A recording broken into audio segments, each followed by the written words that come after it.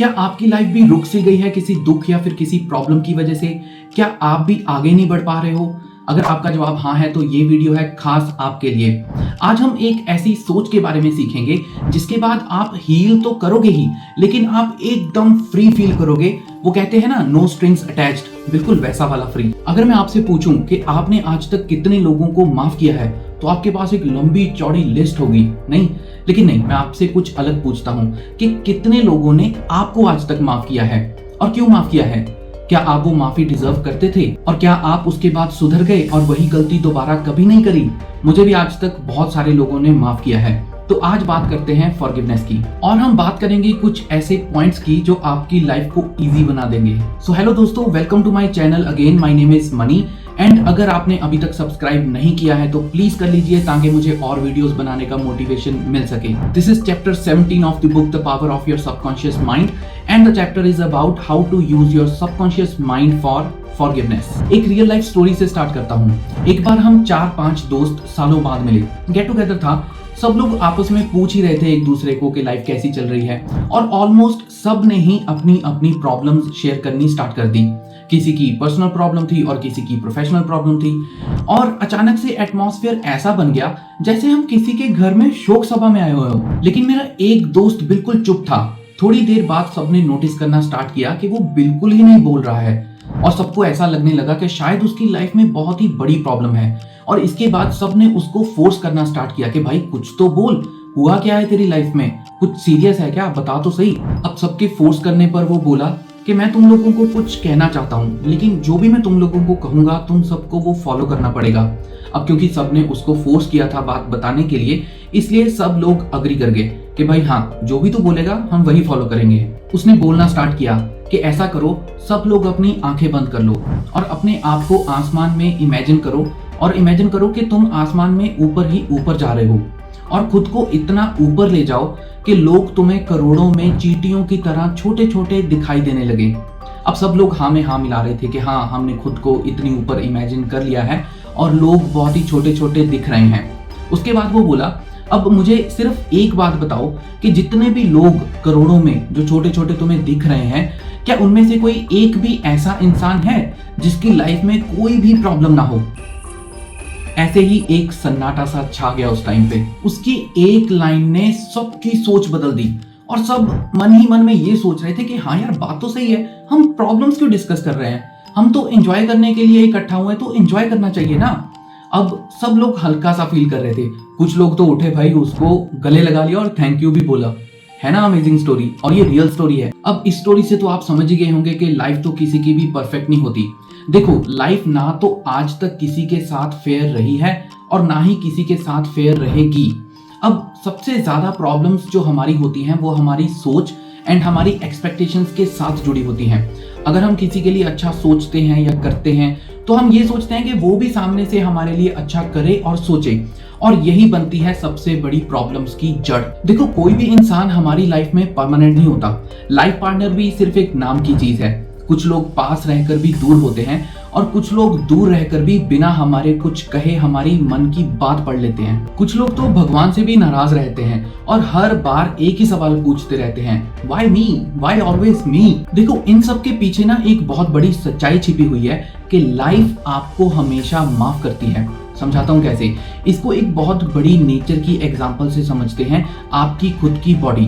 देखो, अगर आपको चोट लगती है तो आप उस पे मरहम लगाते हो, और अगर मरहम नहीं भी लगाते हो तो भी आपकी चोट धीरे धीरे ठीक हो ही जाती है। अगर आप कुछ गलत खा लेते हो, आपको फूड पॉइजनिंग हो जाती है, आपकी बॉडी क्या करती है, उसको खाने को बाहर निकालती है, और फिर आप रिकवरी मोड में आ जाते हो और धीरे धीरे रिकवर हो जाते हो, है ना। अब चोट कैसे लगी? गलती से, और गलती से कुछ खा भी लिया था। सोचो, आपको अगर इस गलती की कोई माफी ही ना मिले, अगर आपकी चोट ही ना भरे और आप फूड पॉइजनिंग के बाद कभी ठीक ही ना हो, आपको लगेगा ना कि आपके साथ अनफेयर हो रहा है, क्योंकि ये सब तो गलती से हुआ था।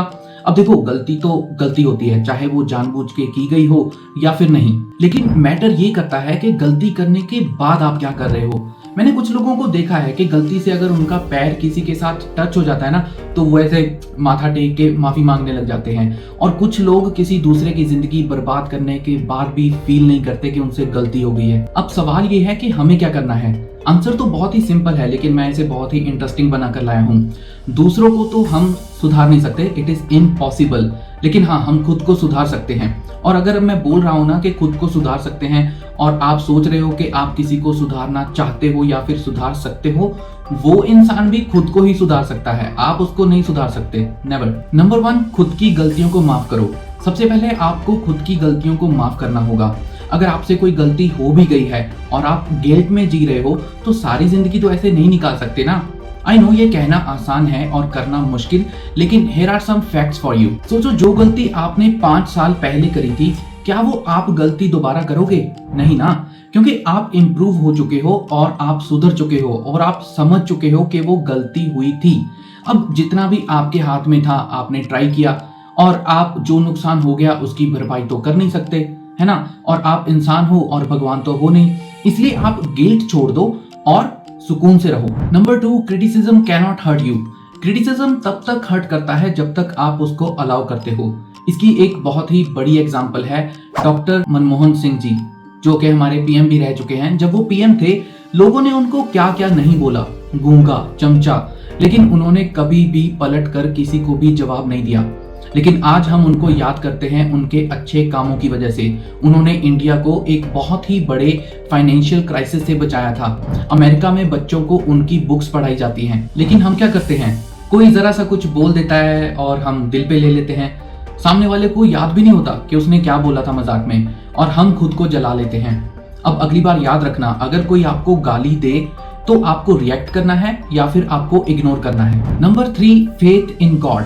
अब कुछ लोग भगवान पे इतना ज्यादा विश्वास रखते हैं कि उनके साथ कुछ भी बुरा हो जाए, वो उसमें हमेशा अपनी भलाई ही देखते हैं। उनके साथ कुछ भी बुरा हो जाता है, वो बोलते हैं अरे यार, ये तो हमारी भलाई के लिए ही हुआ होगा।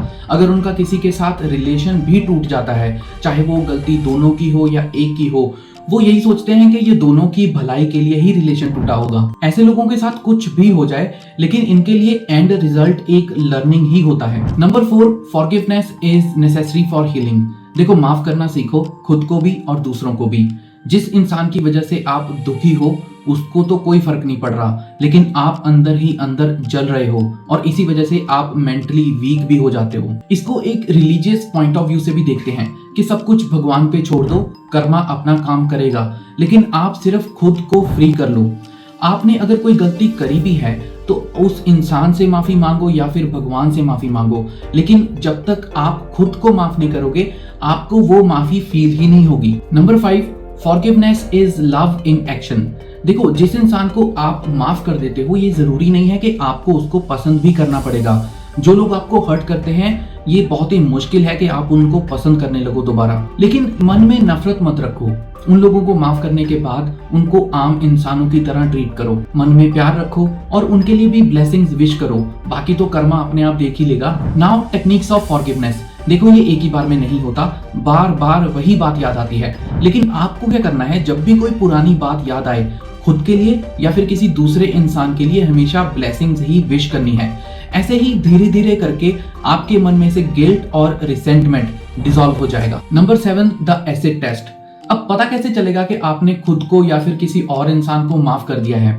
सोचो, आपने बोला कि आपने किसी को माफ कर दिया और मैं आपके ही सामने उसी इंसान की तारीफें करनी शुरू कर दूं और आपको गुस्सा आ जाएगा, तो क्या आपको लगेगा कि हाँ, आपने सच में उसको माफ कर दिया है या नहीं? देखो, सच्ची माफी तो उसी को बोली जाएगी ना, कि अगर आप उस इंसान के बारे में कुछ भी सुन रहे हो लेकिन आपको घंटा फर्क नहीं पड़ रहा कि उस इंसान के लाइफ में क्या चल रहा है। और ये सेल्फ फॉरगिवनेस में भी उतना ही ज्यादा इंपॉर्टेंट है। अगर आप कोई पुरानी बात याद करके टूट जाते हो, इसका मतलब आपने अभी खुद को माफ नहीं किया है। Last but not the least, to understand all is to forgive all. देखो, सबको समझना ही सबको माफ करने के बराबर होता है। अगर आप हर गलती के लिए, हर बात के लिए दूसरों को ब्लेम करना छोड़ दोगे, तभी आप किसी को माफ करने के लायक बन पाओगे। देखो, हर किसी की अपनी मजबूरी होती है। आपको सिर्फ अपनी लाइफ पे ध्यान देना है कि आपकी लाइफ का कौन हिस्सा होगा और कौन नहीं। जो लोग आपको बार बार हर्ट करते हैं, उनसे दूरी बनाना सीख लीजिए, लेकिन मन में नफरत मत रखिए। जब आप किसी के लिए भी मन में कुछ नेगेटिव रखते हो तो वो आप ही के मन के ऊपर बोझ रहता है, दूसरे के मन के ऊपर नहीं। सो लाइफ इज अनप्रिडिक्टेबल, कब क्या हो जाए कुछ नहीं पता, तो हमेशा मुस्कुराते रहिए। और ये बात याद रखना, लाइफ ऑलवेज फॉरगिव्स यू। अब आज का बहुत ही इंपॉर्टेंट मैसेज, जिन्होंने मुझे माफ किया बहुत शुक्रिया, और जिनको मैंने माफ किया गॉड ब्लेस यू ऑलवेज। और अगर आपको मेरी ये वीडियो पसंद आई, please like this video, forward this to someone जिसके बारे में भी आप सोच रहे थे ये वीडियो देखते time. Subscribe my channel and bell icon दबाना मत भूलना, ताकि आपको नेक्स्ट वीडियो की नोटिफिकेशन मिल सके। तब तक के लिए गॉड ब्लेस यू।